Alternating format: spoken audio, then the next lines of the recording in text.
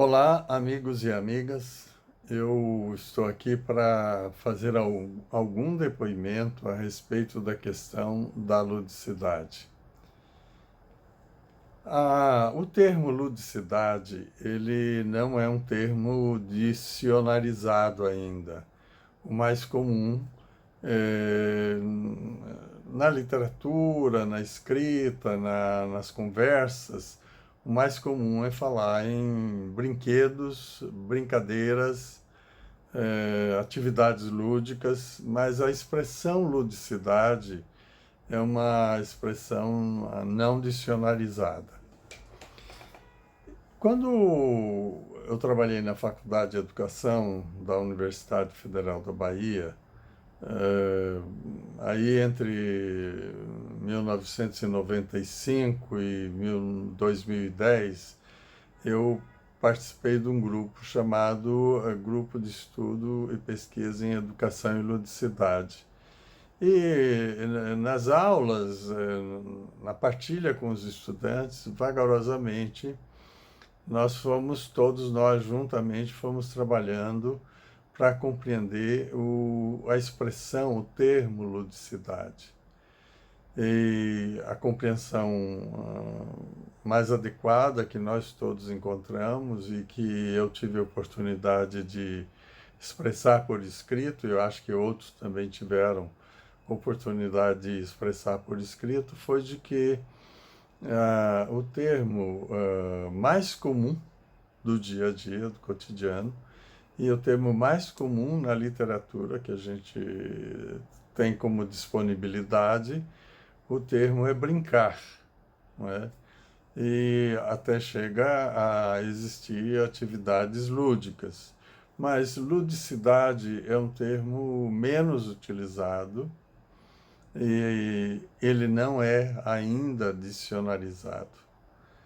Então, no decorrer das aulas, no decorrer das vivências, no decorrer das atividades, vagarosamente, durante os anos, as disciplinas e os participantes das disciplinas na Faculdade de Educação, vagarosamente fomos estabelecendo uma compreensão sobre isso que se chama ludicidade, que seria a consequência propriamente daquilo que fosse uma atividade lúdica.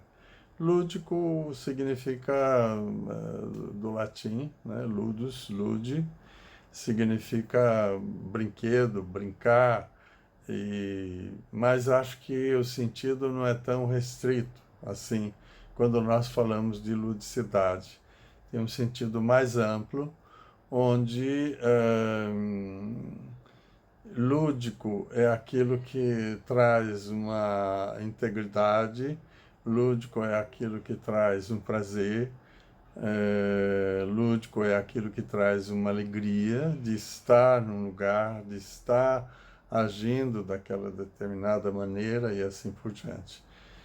Então, se nós estudamos no espaço do desenvolvimento do ser humano durante a vida, usualmente o brincar vai estar mais vinculado à faixa infantil, né, faixa etária infantil. E na adolescência ainda existem alguns brincares, mas usualmente na vida adulta, com a idade mais avançada, praticamente o brincar propriamente, né, os jogos, eles vão cedendo lugar para um silenciamento. E então, um idoso não teria uma experiência lúdica, um adulto não teria uma experiência lúdica. E foi nesse sentido, então, que vagarosamente, nesses 15 anos, um pouco mais, trabalhando com estudantes da Faculdade de Educação, da pós-graduação em Educação, que em disciplinas variadas que nós fomos construindo esse conceito de ludicidade como uma expressão, como uma vivência de um estar bem, né? De um estar confortável, e de bem-estar, né?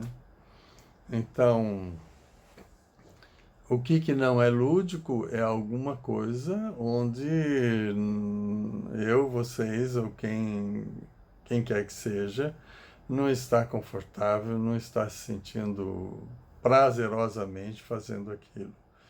Então, pode ser lúdico brincar, claro.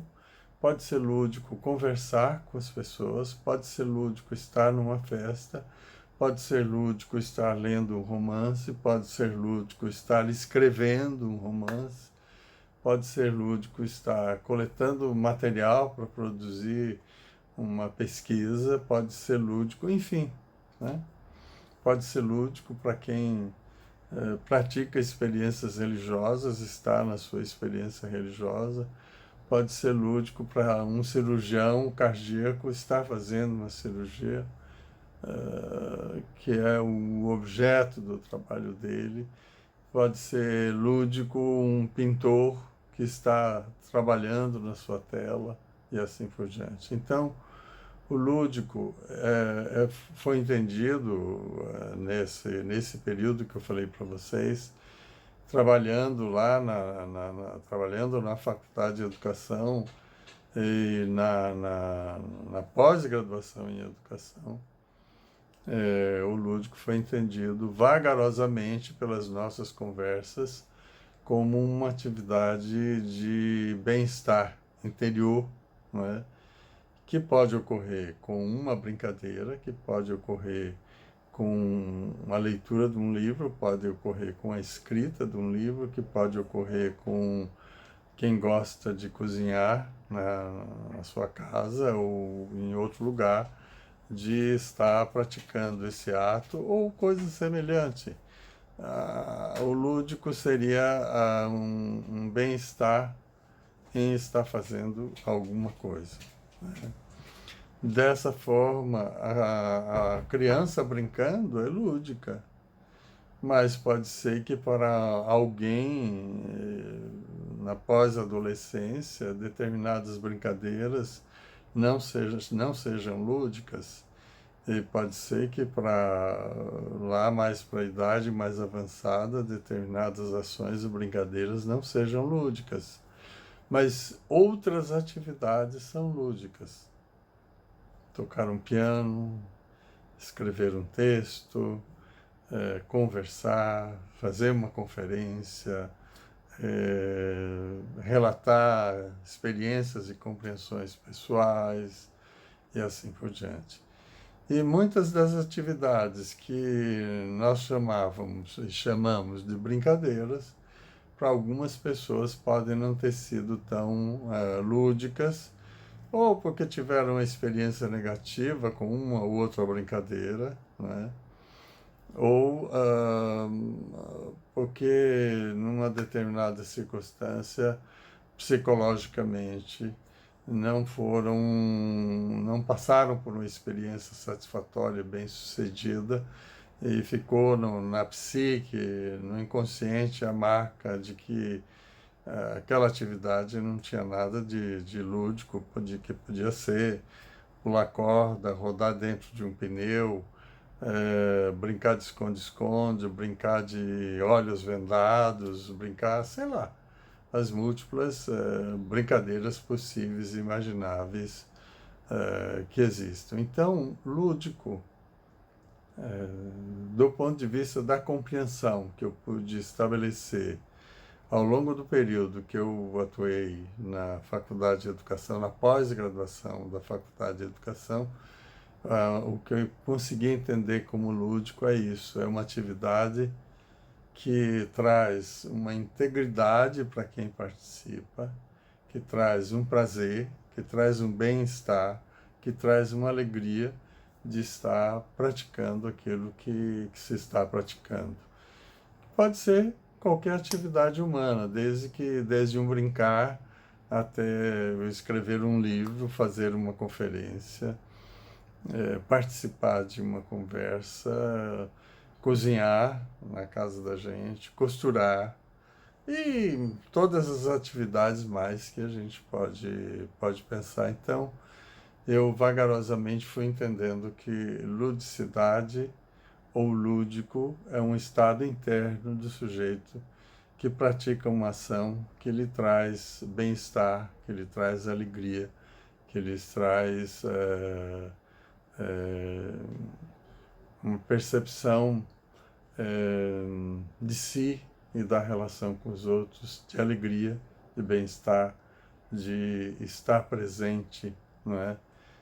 Não ter o desejo de sair correndo e desaparecer daquele lugar. Então, lúdico vai depender das faixas etárias, não é? Então, para uma criança, lúdico é brincar. Mas para um homem como Oscar Niemeyer, aos 102 anos de idade, ele dizia que lúdico para ele era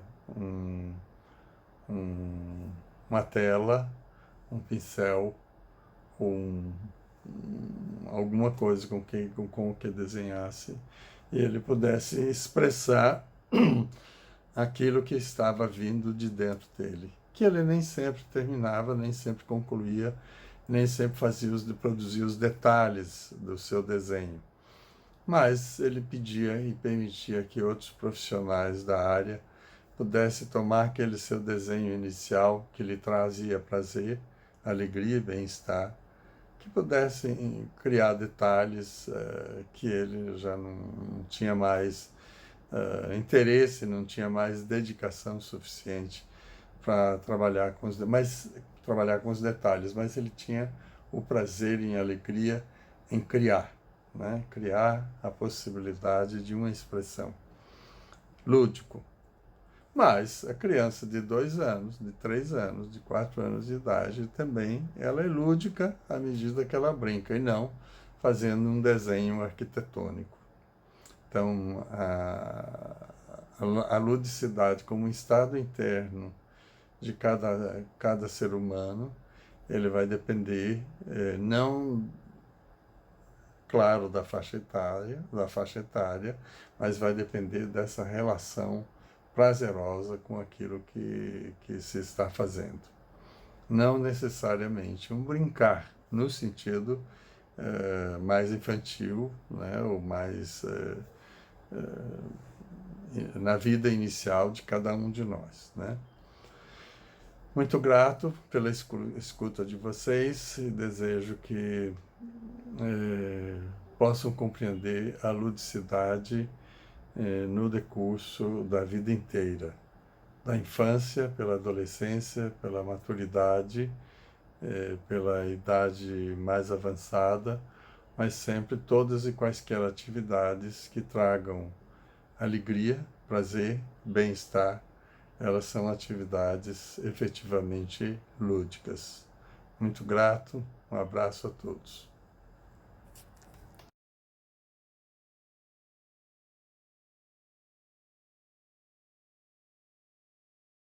Oi, boa noite. Eu sou a professora Conceição Sobral, sou professora de estágio em educação infantil da Universidade Estadual do Sudeste da Bahia. Eu estou concluindo o doutorado agora em educação e para mim é um prazer falar sobre educação infantil e infância, né? Nós estamos vivendo um momento, inclusive, muito atípico, né? Singular, inusitado no planeta, especialmente no Brasil e aqui no estado da Bahia. A gente tem visto o quanto as crianças estão, de novo, mais uma vez, sofrendo os impactos de uma sociedade que não pensa a infância na perspectiva que deve ser pensada. Ou seja, que a infância é um período histórico, não é? As crianças são sujeitos históricos e sociais e que precisam ter garantidos os seus direitos.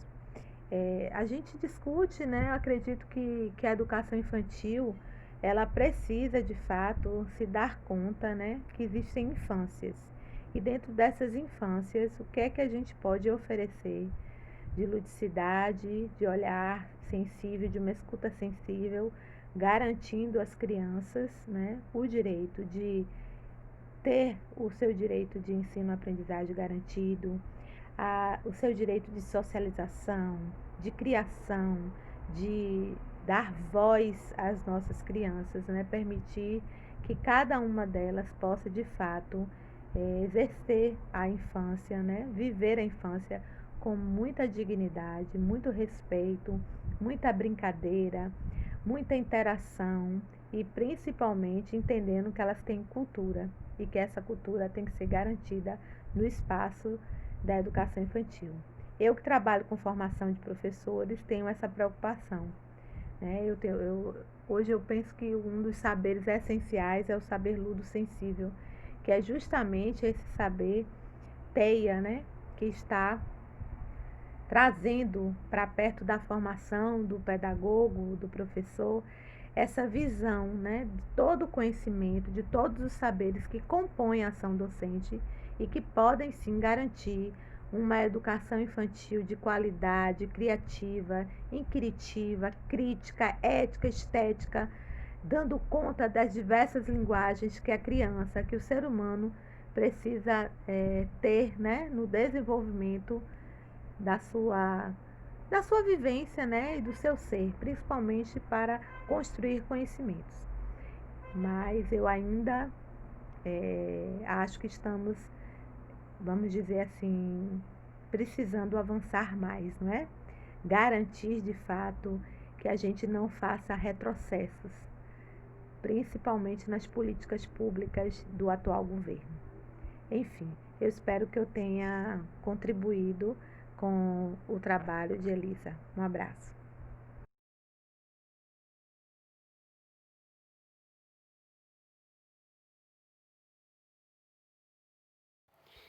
Oi, eu sou Isabela, sou professora, pedagoga, trabalho com educação há mais de 20 anos. E desses tempos, o que mais me dediquei, que falo que é um amor primeiro e sólido, é a educação infantil. Ao acessar o mundo da ludicidade e aprendizagem na educação infantil, eu aciono o meu mundo, o meu universo, né? O meu universo de infância. E quando eu entendo, né, que das diversas construções que fiz naquele período,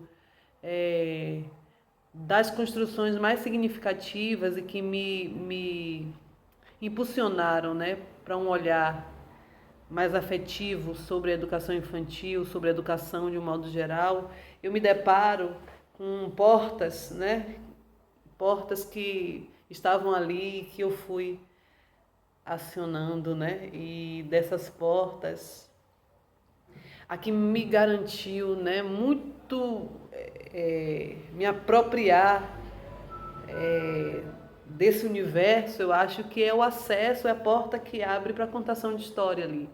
É quando eu na infância tinha esse acesso, né, a uma avó que foi contadora de história, que foi de suma importância para eu mais tarde, enquanto educadora, entender que meu espaço, minha fala, meu olhar, né, entendimento sobre as crianças se daria ali, né, por essa porta da contação de história.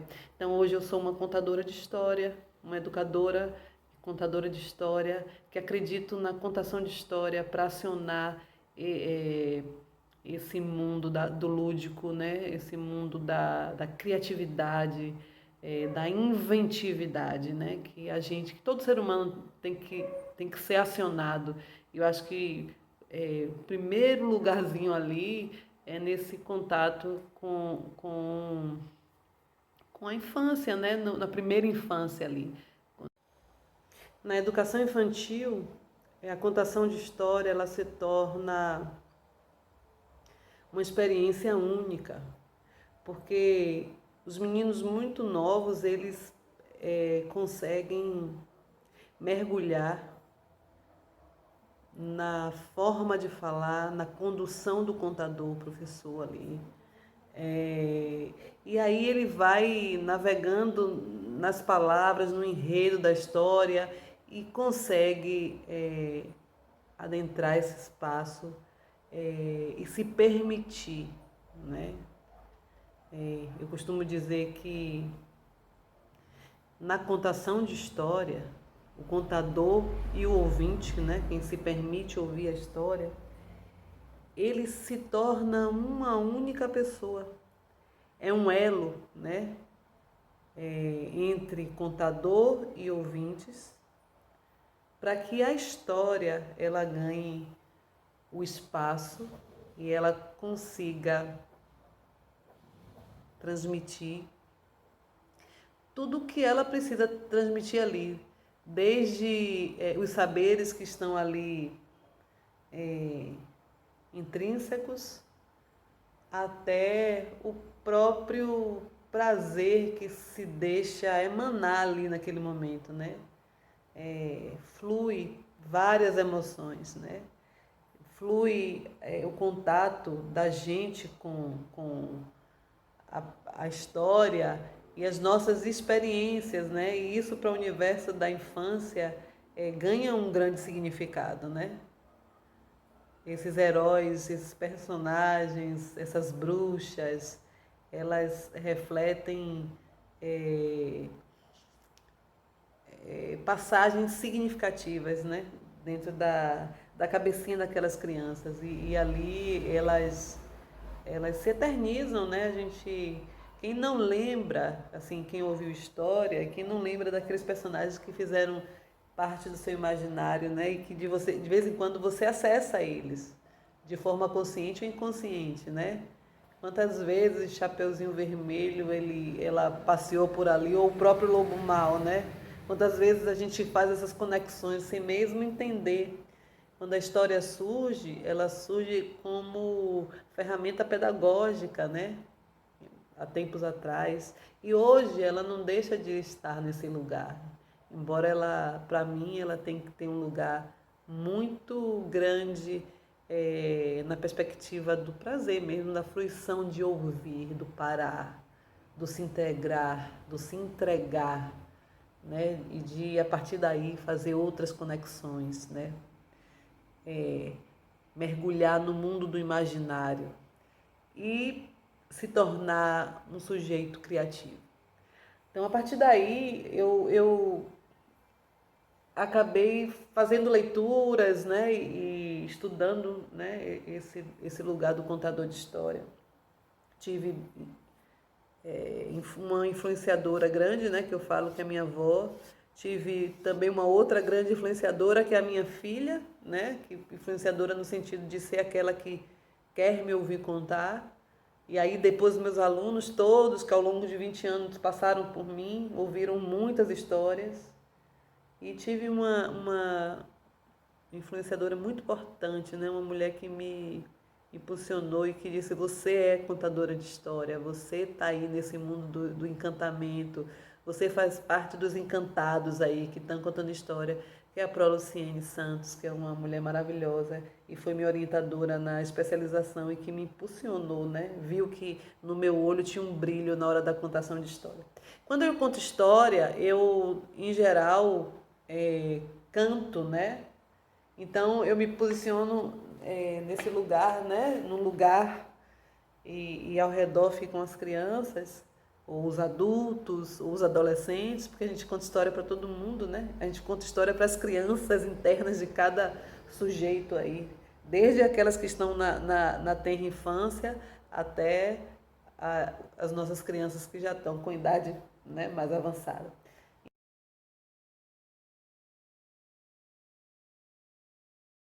Olá, galerinha! Olha eu aqui de novo. E eu vim, sabe por quê? Porque eu prometi. Além de estar morrendo de saudade, eu confesso, tá? Então, eu sou a Pro Isabela, para quem não me conhece, e vim aqui contar uma história que eu prometi que no mês de novembro eu vinha contar uma história bem bacana. Uma história que eu ouvi do próprio autor, do Emicida, que é um poeta, um filósofo, cantor e agora escritor de histórias infantis.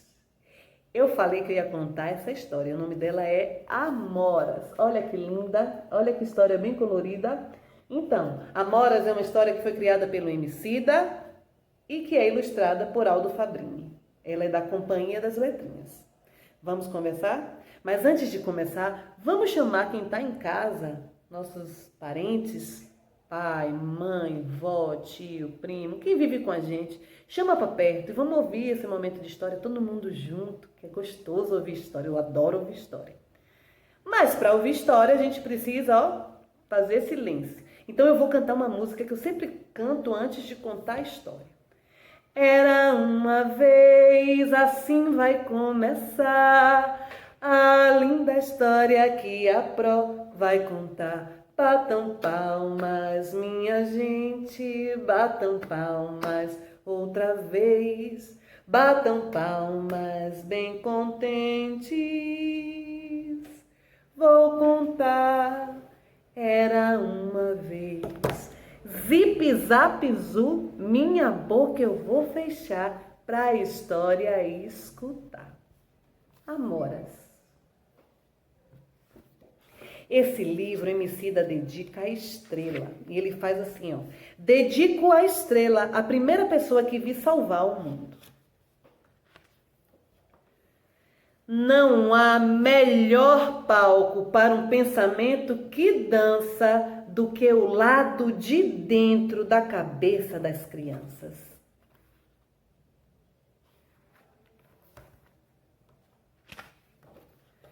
Pode olhar, lá tudo é puro e profundo, que nem Obatalá, o orixá que criou o mundo.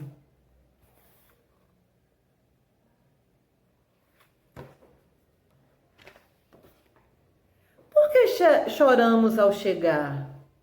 Dizem que por nos afastar de Deus, que é o que os muçulmanos chamam de Alá.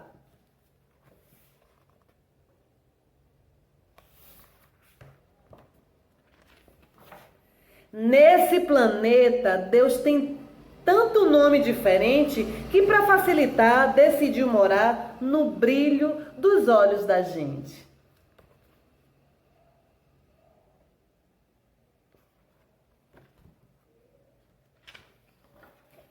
E os pensamentos dos pequenos, como surgem? Com olhos de jabuticaba e cabelos de nuvem?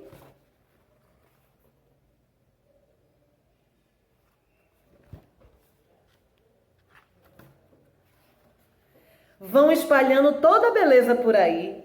Me esforço para ensinar, mas foi com eles que aprendi.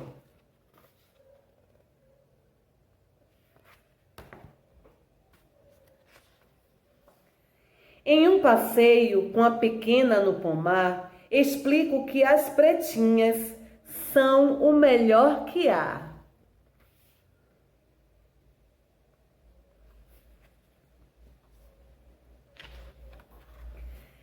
As pretinhas são o melhor que há.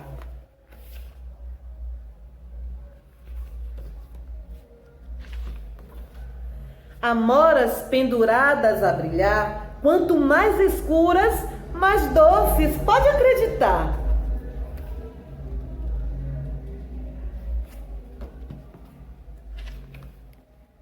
Então a alegria acende os olhos da menina. Que conclusão incrível alcançou a pequenina.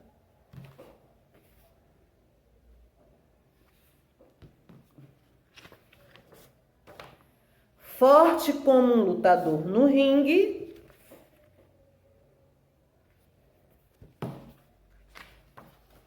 e gentil como Martin Luther King,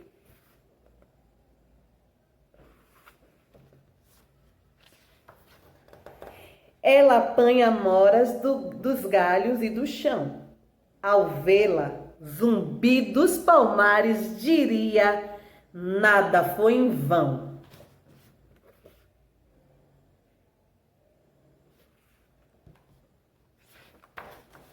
Nada foi em vão.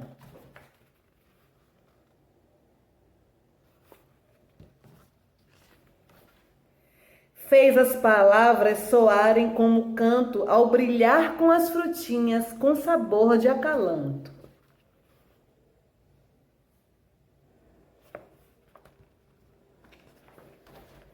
Me olhou nos olhos muito bem e disse: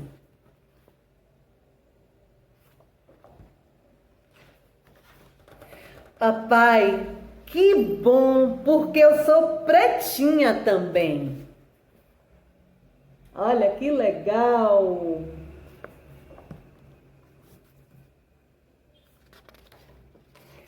Porque eu sou pretinha também.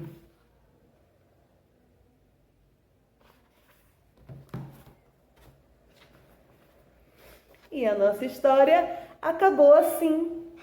Tá vendo que legal essa história? Uma história bem linda, que diz que ser pretinha é ser linda, que ser pretinho é ser lindo também.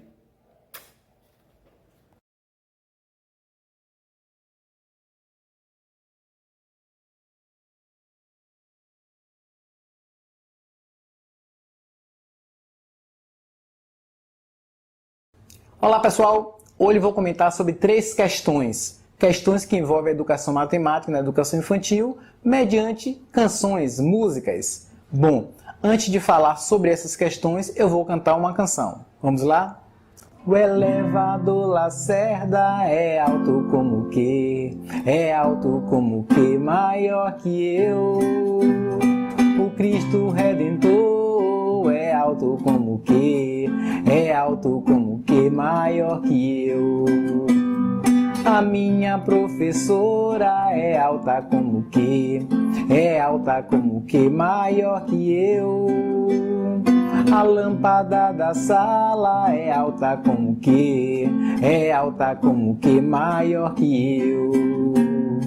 E se eu viajar de avião, eu vou ficar mais alto que meu amigo grandão. E se eu viajar de avião, eu vou ficar mais alto que meu amigo grandão. O elevador Lacerda é alto como que, maior que eu. Bom, é parte da canção. Vamos agora comentar sobre as questões. Primeira questão. A música é uma linguagem artística importante para promover o aprendizado com ludicidade na educação infantil? Bom, na própria questão já fala a música enquanto linguagem artística, né? Então, seja música, seja canção, como manifestação artística, possibilita acesso ao sensível. Não é à toa que Cristina Dávila diz que quando há intenção, quando há união de aspectos didáticos com aspectos sensíveis, pode-se considerar uma didática sensível, e é isso que ela defende. O autor, Huizinga, no seu livro Homo Ludens, diz que tudo que se relaciona com a música está na esfera do lúdico. Mais 2 informações importantes. Bom, o feto, enquanto está no líquido amniótico, ele já sofre influência materna, de sons, sejam musicais ou não. Por exemplo, as batidas do coração, o som do sangue percorrendo, as veias, as artérias, e sons musicais que a mãe canta ou ouve. Então, esse feto, ele já sofre influências. Quer dizer que seria determinante para uma preferência ou gosto musical? Não. Os autores dizem que necessariamente não. Um outro aspecto importante é que quando a criança nasce, ela sofre o processo de aculturação, ou seja, em relação à música e canções, ela passa a ter contato com a esfera cultural. Então você pode ter músicas e canções de diversos gostos e diversos tipos. Então, ainda que enquanto feto no líquido amniótico ela sofra a influência da escuta dos sons da mãe ou das mães, então quando ela está no meio social ela também sofre influências deste meio. Acerca da promoção do aprendizado, algumas questões, alguns comentários. Lucchesi diz que não necessariamente brincando é que se chega ao estado lúdico. Ou seja, um sujeito pode estar em estado lúdico, não necessariamente brincando. Ok? Brincando pode se chegar ao estado lúdico? Sim. Mas só brincando, de acordo com Lucchesi, não. Outra coisa, brincando se aprende? O autor Bruggeri, autor de O Jogo e a Educação, ele afirma que não localizou estudos que comprovem que brincando se aprende. Ele não duvida que isso possa ocorrer, ele não nega essa possibilidade, apenas afirma que não existem estudos claros que digam que brincando se aprende. Bom, e aí a gente vai para ludicidade, a gente vai para música. É uma briga boa, né? Bom, uma música, ela pode ser lúdica? Sim, mas para quem? E aí voltamos para Lucchesi, quando ele diz, olha, algumas atividades ditas lúdicas podem ser lúdicas para uns, mas podem ser não lúdicas para outros. Por exemplo, esta canção que eu cantei no começo do vídeo pode ser lúdica para alguém, mas para outras pessoas pode não ser lúdica. Por que, Sid Clay? Porque eu estou tocando um violão preto. Alguém pode dizer, não gostei desse violão preto. Mas aqui tem o quê? Tem adesivos, eu não gostei desses adesivos. Mas Sid Clay, essa sua camisa azul eu não gostei, então eu também não gosto da sua canção. Mas você está tocando um violão, eu não gostei, se fosse numa flauta eu ia preferir. Mas você toca de um jeito diferente, se você tocasse tipo axé. Deixa eu ver. O elevado Lacerda é alto como que é alto. De repente eu tocando assim vai ser lúdico para alguma pessoa, para outra não gosto do axé. Uma outra pessoa vai dizer, ele toque de forma mais tranquila. Aí eu poderia fazer assim. O elevado Lacerda é alto como que, é alto como que, maior que eu. Então, alguns elementos numa atividade chamada lúdica, eles podem concorrer para que esse estado lúdico ocorra internamente ao sujeito. Mas outros elementos dessa atividade podem concorrer para que isso não ocorra.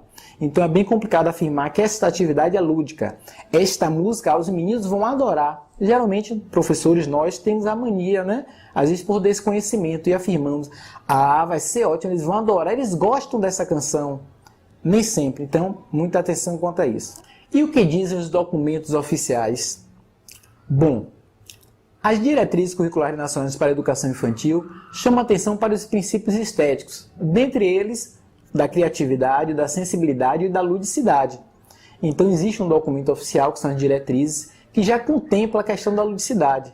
Então, na educação infantil, é importante, é obrigatório, né, porque é uma diretriz, se contemplar a atividade, né, durante o ato educativo que atenda ao princípio estético ludicidade. Já a BNCC, um documento mais atual, contempla os chamados campos de experiência. São 5 para a educação infantil. Se você for lá dar uma olhadinha, você vai ver que principalmente 4 deles falam sempre nas manifestações artísticas, na questão da música, na questão da canção, como estratégia, como um tipo de possibilidade para você atender às habilidades e competências que o documento chama a atenção. Então, a música é uma linguagem artística importante para promover o aprendizado com ludicidade na educação infantil? Penso que sim. Em potência, sim. Segunda questão. E no ensino da matemática, como a música pode ser utilizada? Tanto nos parâmetros curriculares nacionais, os PCNs, quanto na BNCC, quando se fala em aprendizado matemático, se fala em apreensão de objetos e se fala na multiplicidade de representação semiótica deste objeto. Então, para garantir o aprendizado de matemática, temos que garantir formas diferentes de representação. Ok? Bom, o documento da BNCC relacionado à educação infantil não fala em conteúdos matemáticos. Então, não vai se referir a essa questão da apreensão. No entanto, existe um campo de experiência da BNCC que nós temos lá algumas aprendizagens, né, buscadas em que você vê claramente que o objetivo ali é a educação matemática, como um campo de experiência que fala sobre espaço, tempo, quantidades, onde você tem uma aprendizagem, por exemplo, que é utilizar vocabulário relacionado às grandezas. E aí eu tenho que lembrar a canção que a gente cantou no início.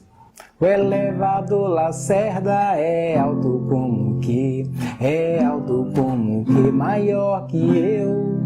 Então aqui temos um exemplo prático e claro de que a música, a canção, pode ser utilizada sim para o ensino e aprendizagem de matemática. E a terceira pergunta, que fala sobre o calo, né, a matemática enquanto calo de grande parte dos estudantes durante a sua vida escolar. E se pergunta o seguinte: será que uma formação lúdica desde a educação infantil pode mudar este cenário? Bom, vou comentar sobre alguns aspectos. Diversos estudos comprovam que não somente uma formação lúdica tem capacidade de modificar esse cenário. Por exemplo, a questão do poder. Muitos professores de matemática ainda hoje se utilizam da disciplina para mostrar o seu poder com os alunos, o seu controle, a chamada disciplina. Então ainda é comum nos conselhos de classe, por exemplo, se mas aquele professor, os alunos com ele, os alunos respeitam. Por quê? Por causa do temor, da disciplina, de física e de matemática. Mas será que é só por causa do professor? Não. Existe uma cultura, né? A criança, o estudante, ele já cresce ouvindo isso também dos pais, muitas vezes, de amigos, olha, matemática, não, mas matemática é fogo, né? Então já existe essa cultura de se falar mal da matemática. Então se cria uma certa rejeição. Então existe a questão do poder do professor, não todos, de alguns professores de matemática, ou seja, das ciências exatas. E existe essa questão cultural de se colocar a matemática como um monstrinho, né, entre as disciplinas. E além disso, existe a má formação do educador. Então você tem pedagogos que têm dificuldades na disciplina e vão ensinar. Então é um desafio de aprender e ensinar ao mesmo tempo. Não sou eu que estou dizendo, são os estudos. E existe a má formação dos licenciados em matemática. Eles não sabem lidar muito com as questões estéticas, as questões sensíveis, as questões pedagógicas. Então temos que estar discutindo o tempo todo sobre essa questão da matemática. A matemática não é um monstro, certo? O professor de matemática ele não tem mais poder do que os outros.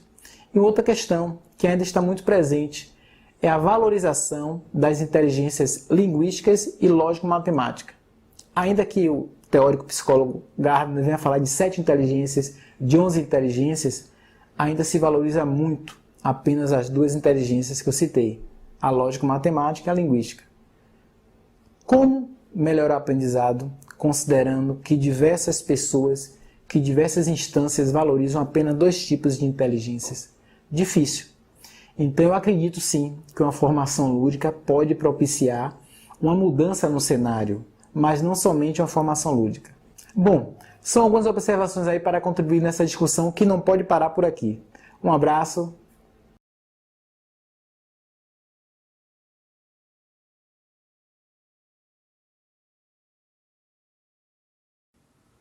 Olá, eu sou Elisa Galo, sou professora de Biologia da Rede Estadual da Bahia, sou mestra em Educação pela UFBA e pesquiso a ludicidade já há um pouco mais de 10 anos. Então, pensando na ludicidade e na educação infantil, parece que nenhum professor, nenhum pesquisador da área iria negar a importância da ludicidade para essa etapa da vida, essa etapa da formação das crianças. Mas, como eu tenho uma formação em biologia e sou professora de biologia, eu estou aqui para falar um pouco da importância do contato com a natureza na educação infantil como promotora da ludicidade e como um agente de formação de sensibilidades. Então, essas sensibilidades, eu estou falando em sentido amplo, porque podemos considerar a sensibilidade, por exemplo, da percepção visual de diferentes cores, texturas, densidades. Então é possível a criança ter contato já com diferentes elementos da natureza e com diferentes formas de vida, né, diferentes seres vivos, para que ela vá entendendo que existe uma variedade de formas de vida no nosso planeta. Além dessa sensibilidade visual, tátil, também tocando, né, esses elementos da natureza, e ela pode ir explorando e aprendendo toda essa diversidade que a gente tem. Também é fundamental ter contato com a natureza quando a gente pensa numa formação para sustentabilidade, né? E aí a gente pode pensar sobre a ecopedagogia, sobre a educação ambiental. Então essa formação também é fundamental para as crianças pequenas, para as crianças da educação infantil, porque esse tipo de formação ela não pode esperar. A gente não pode esperar que a gente tenha uma criança um pouco maiorzinha ou uma adolescente para começar a tratar desses assuntos. Então, ter o contato com outros animais, por exemplo, é fundamental para ela entender que as necessidades dos outros seres vivos também são importantes. Então, assim como ela precisa comer, assim como ela precisa beber água, assim como ela precisa fazer xixi, né? Assim como ela tem necessidades, outros animais também têm. E a gente pode trabalhar com essas crianças desde muito cedo para que elas vão se sensibilizando para as necessidades dos outros, sejam outros seres humanos, né? E também outros seres vivos de outras espécies, então animais, pensar na necessidade das plantas também, que é importante a gente regar, é importante que elas recebam luz solar. Então tudo isso pode ser trabalhado com as crianças na educação infantil. O contato com a grama, com árvores, com flores, com água, com terra, com pedras, com formigas, minhocas, cachorro, gato, passarinho, borboleta. Todo esse contato com a natureza vai trazer elementos muito importantes para a formação dessa criança, seja essa formação sensível no sentido dos sentidos do corpo, então visual, auditiva, tátil, enfim, em todos os sentidos do corpo, tanto seja essa sensibilidade empática, né? Essa sensibilidade para com o diferente, para com o outro, para com as outras espécies, entendendo que nós somos parte dessa natureza. Então a gente não tem como falar de natureza e excluir a espécie humana dessa categoria. Então nós, seres humanos, e as crianças, obviamente, são também elementos da natureza. É importante que as crianças percebam o quanto elas também fazem parte da natureza, né, e desse universo. E como é importante que elas tenham cuidado com o uso da água, cuidado com os outros seres vivos, né, como se cultiva alimentos, por exemplo. Então é possível trabalhar com crianças desde a educação infantil, com a produção de hortas. Então é um trabalho sensacional, muito interessante, para que elas tenham um envolvimento lúdico com o processo de tocar a terra, plantar uma semente, entender como é que uma semente funciona, claro, dentro das possibilidades, né, das crianças pequenas, mas entender que dali vai sair uma nova planta, então dali vai ser gerado um ser vivo inteiro. Ela pode também perceber o crescimento dessa planta, o que é que precisa ser feito para que essa planta cresça, produza, dê folhas, dê frutos, dê flores. Então precisa de sol, precisa de sombra, precisa de água todo dia, água 2 vezes por semana. Tudo isso vai mostrando a essas crianças que as necessidades também vão variar de acordo com as espécies. E isso também é interessante para a gente pensar na própria diversidade humana, entender que assim como existe uma diversidade de plantas, uma diversidade de animais, também existe uma diversidade de seres humanos. E que nós precisamos estar atentos e sensíveis, né, despertos para respeitar essa diversidade, acolher essa diversidade, né, e se sentir parte dela também. Então, esse trabalho de contato com a natureza é fundamental. E todo esse contato com a natureza tem uma grande possibilidade, tem um grande potencial lúdico. Então, tem grande possibilidade de despertar momentos de ludicidade nas crianças da educação infantil. Por isso é importante também pensar no próprio ambiente da escola, né? Se essa escola ela oferece essa diversidade de possibilidades, porque é possível que em casa a criança não tenha um quintal, por exemplo, né? Nas grandes cidades, nos grandes centros urbanos, não é comum as pessoas terem quintal, né? Boa parte não tem. Então, a escola poderia, sim, e deve oferecer o contato com a grama, com a areia, com a terra, com a água, com as pedrinhas, com as folhas, com as flores, ouvir passarinhos, ver borboletas, né? E outros insetos, então formigas, enfim, todo o contato que gere a possibilidade de despertar essa curiosidade, essa imaginação das crianças, e a partir daí é possível trabalhar assim com ludicidade e de uma maneira muito interessante para dar essa formação, pensando numa educação ambiental ou numa ecopedagogia, depender aí da vertente, né, que a escola, que o professor, que esse projeto político-pedagógico adota.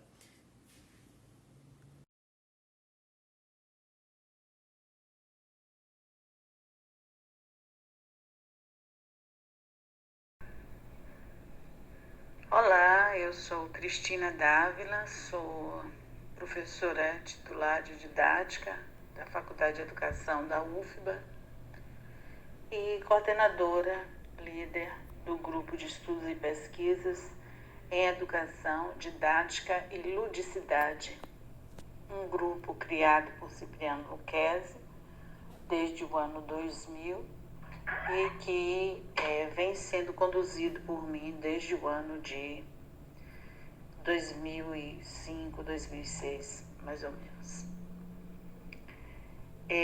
Além disso, eu coordeno a assessoria pedagógica da UFBA e o projeto de formação contínua Ateliê Didático, para formação de professores também da Universidade Federal da Bahia. Eu sou pedagoga, tenho pós-graduação em educação e tenho por especialidade a formação de professores e sobretudo a didática na educação superior.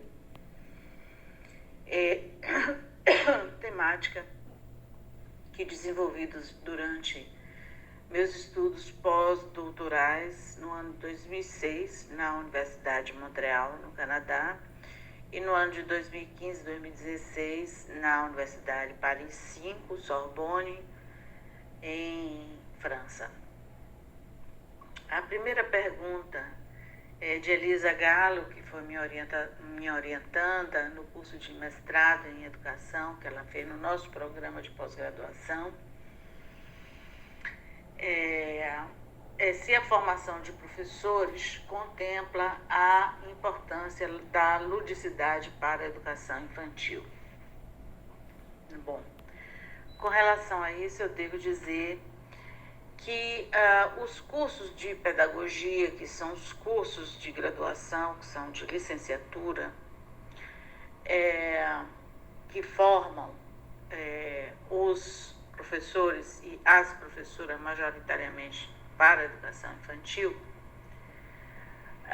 muitas vezes os seus currículos não contemplam a disciplina ou o componente ludicidade e educação, ou ludicidade e formação de professores, ou puramente ludicidade, o saber lúdico, ou congêneres. Na Faculdade de Educação da Federal da Bahia, onde eu leciono, esta disciplina, ludicidade e educação, é oferecida algumas vezes como disciplina optativa. O que eu posso dizer é que na Faculdade de Educação, melhor, no Departamento de Educação da Universidade do Estado da Bahia, que tem um curso de pedagogia e que forma professores para a educação infantil, esta disciplina, este componente é obrigatório.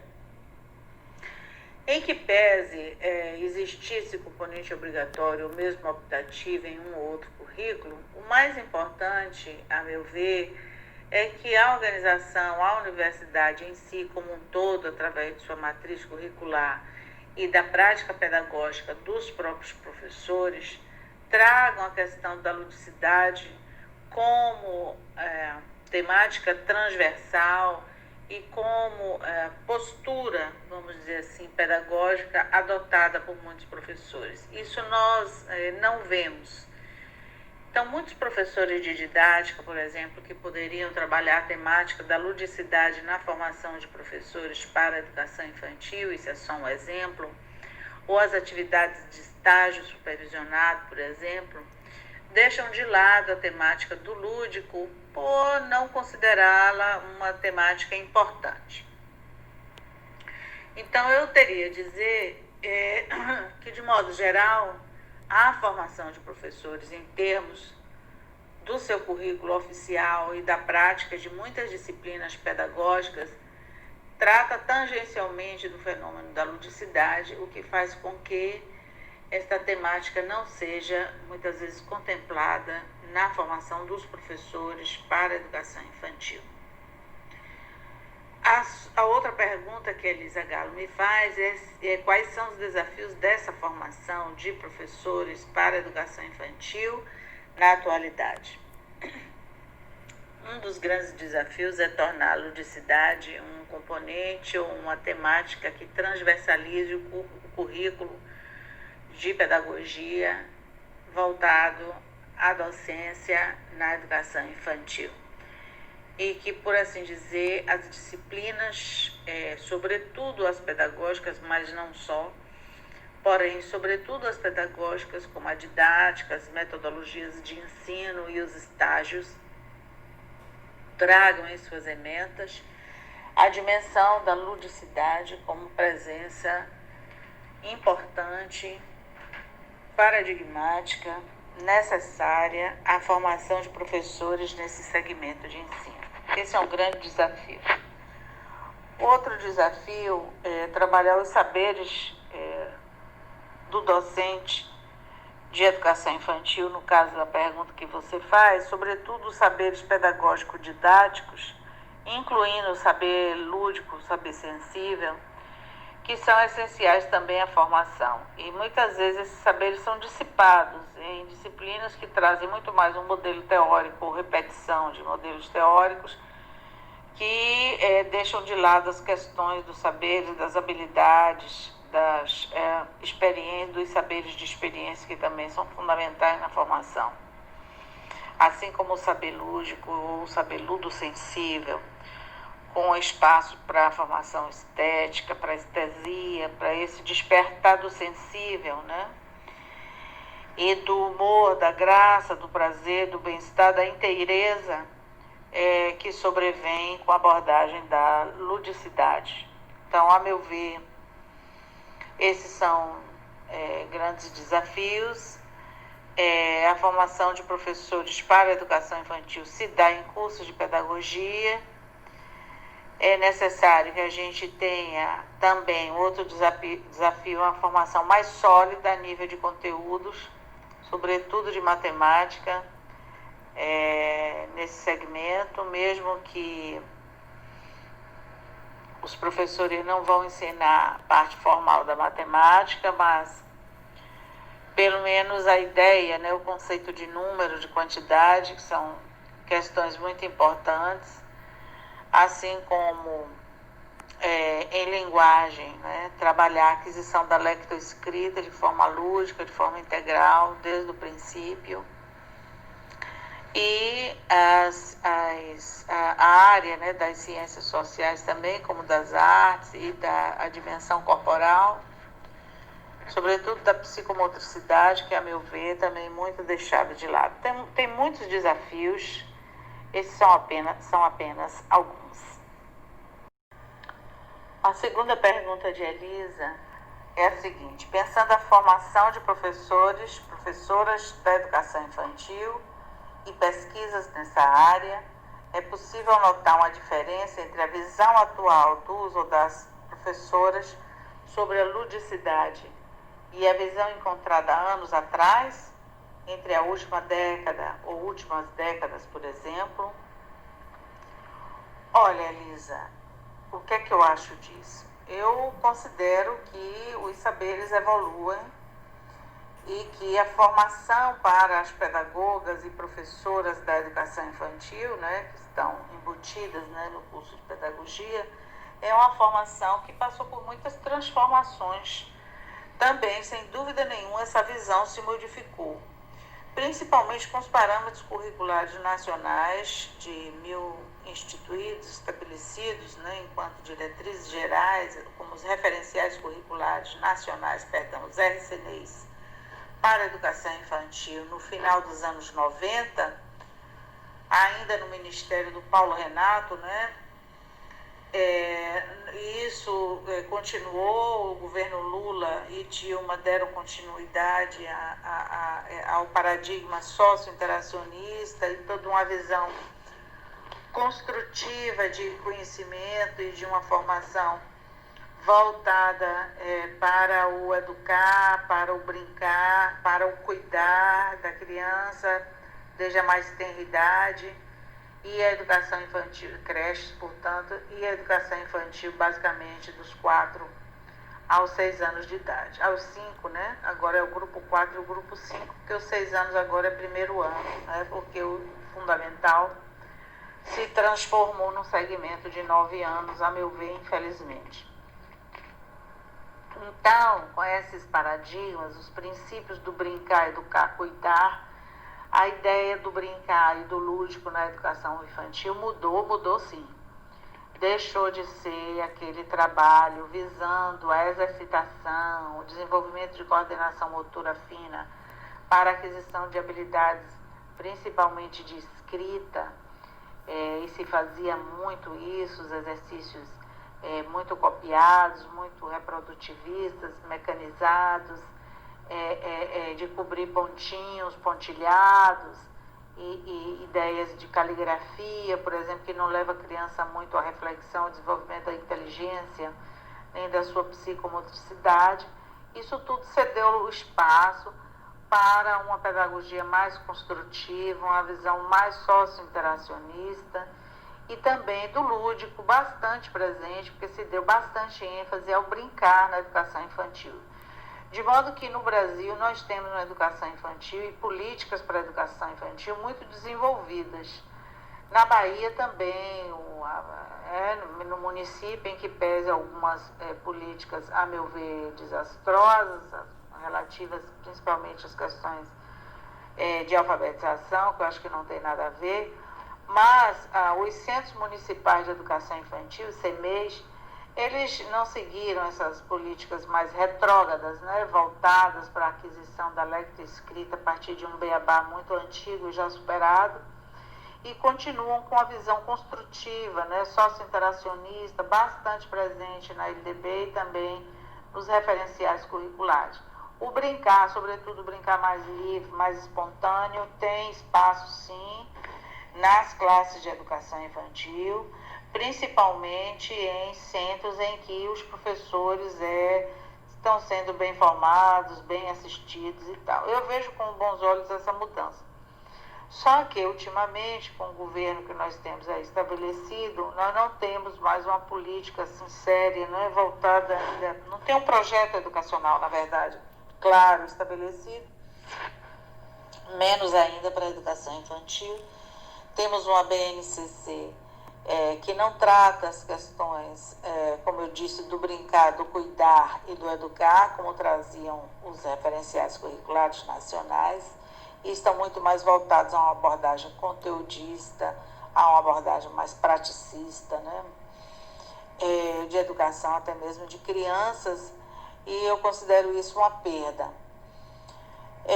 Mas de qualquer maneira houve mudança sim, houve mudança de concepção sim. As professoras, as pedagogas de educação infantil, nos cursos, desde suas matrizes curriculares, já são trabalhadas e são formadas a partir de uma visão muito mais progressista, crítica, criativa e emancipatória. A terceira pergunta tem um pouco a ver com a segunda, também com a primeira, é claro, sobretudo com a segunda, e diz respeito a os avanços das pesquisas na área da ludicidade e educação infantil têm refletido na prática das escolas? Bem, essa é uma questão que realmente vale uma reflexão bem profunda. Se existe reflexo das pesquisas atuais sobre a temática na prática da educação infantil nas escolas, eu não tenho dúvida que existe alguma repercussão, que as professoras que saíram das faculdades, dos seus cursos de pedagogia voltados à educação infantil, sobretudo nas IES públicas, têm uma visão bastante, a meu ver, pelo menos na UFBA, na UNEB. Eu posso falar de perto, que eu fui docente mais de 30 anos da UNEB também, no curso de pedagogia, e a nossa abordagem lá sempre foi crítica, sempre foi emancipatória, e nós sempre trouxemos dados de pesquisas recentes na área da didática, das metodologias da educação infantil, que eu já ensinei também, e nos estágios, e também na UFBA. Nas instituições particulares, a meu ver, sem dúvida, deve ter também abordagens críticas e não críticas. Então, na formação, sim. Quando essa formação ela se vê em prática, quando os professores são formados e passam para a etapa no seu processo de socialização profissional, que é a entrada na profissão, passam em algum concurso e estão dentro da sala de aula, muitas das questões teóricas trabalhadas nos cursos de pedagogia não são bem ressignificadas do ponto de vista da sua pragmática.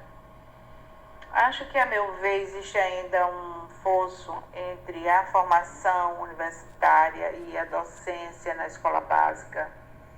Deveria haver um diálogo mais profundo entre as duas instâncias, universidade e escola básica. Formação de professores e sala de aula na escola básica. Infelizmente, isso não existe a contento, e por isso mesmo, no dia a dia dos professores, como não há uma política de formação contínua dos professores no Brasil, né, que seja institucionalizada, apenas formações esporádicas, em alguns projetos, quando surgem, isso deixa a desejar. Então, professores que estão há muito tempo na docência, seja na educação infantil ou em qualquer segmento da escola básica, muitas vezes estão distantes dos saberes produzidos na atualidade. Os que saíram mais recentemente da faculdade estão mais próximos, porque já têm uma visão das produções da última década e um certo sentido também para a própria pesquisa. Só que, a meu ver, deixa a desejar, sim. Esse é um aspecto que eu diria da formação continuada que deixa muito a desejar. Repito, não há atualmente uma política de formação contínua de professores da escola básica, a não ser em casos episódicos, e isso faz com que os professores se distanciem cada vez mais das últimas pesquisas, avanços científicos que sejam na área da educação infantil, na área do lúdico na educação infantil, que é a nossa área precípua. Muito embora eu seja especialista em educação superior, já há muitos anos atuei na educação infantil e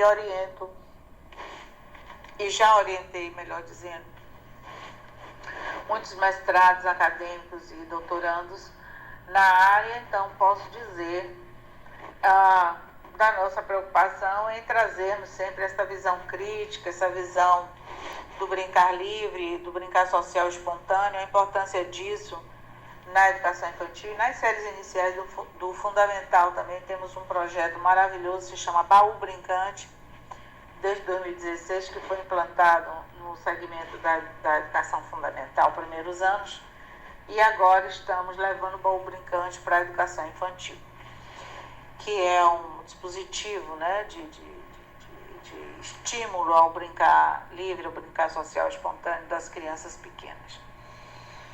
Um grande baú que contém material não estruturado, e nós fazemos todo um trabalho de formação das professoras, das pedagogas, para que elas façam uma mediação sensível, uma mediação sutil sobre esse brincar social espontâneo. No momento da pandemia, tudo isso parou, 2020, 2021 certamente continuará parado. Acredito eu que só iremos retornar com essas questões em 2022.